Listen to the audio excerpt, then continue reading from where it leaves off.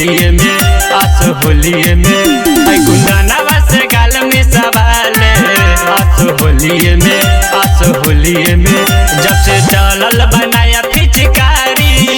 अली लेके जइहे ससुरारी राजनी खिल खेल तरंगवा बीर से भौजी चोलिए में रंग लगावाले आस होलिये में आस होलिये में हर दिन दरस गाल मिसवाले आस होलिये में आस होलिये में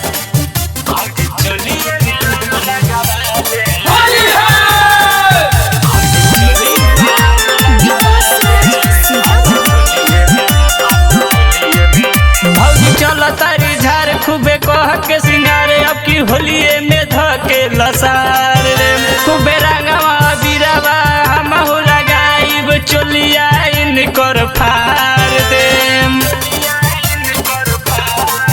भौजी चल तारी झार खूबे कह के सिंगारे अब की होलिये में धके लसार रे खूबे रंगवा बीरावा हम हो लगाइब चोलिया इनकर फार दे अब चलल बनाया पिचकारी उसमित लेके जइहे ससुरारी राजनी खिल खेल तरंगवा बीर से भौजी चोलिए में रंग लगावाले आस होलिये में आस होलिये में हर दिन दरस गाल मिसवाले आस होलिये में आस होलिये में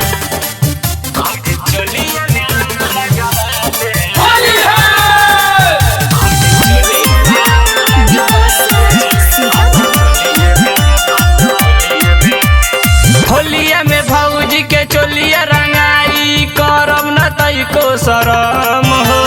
साहेब शिकारी रंगिया गारी न रहे कौनो भरम हो होलिया में भौजी के चोलिया रंगाई करम न तैको शरम हो साहेब शिकारी रंगिया गारी न रहे कौनो भरम हो जब से चलल बनाया पिचकारी अली लेके जइहे ससुरारी राजनी खिल खेल तरंगवा बीर से भौजी चोलिए में रंग लगावाले आस होलिये में आस होलिये में हर दिन दरस गाल मिसवाले आस होलिये में आस होलिये में जब से चलल बनाया पिचकारी अली लेके जइहे ससुरारी राजनी खिल खेल तरंगवा बीर से भौजी चोलिए में रंग लगावाले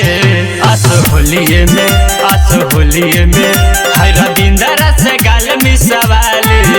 आस होलिये में आस होलिये में recording by A to Z Dhaka.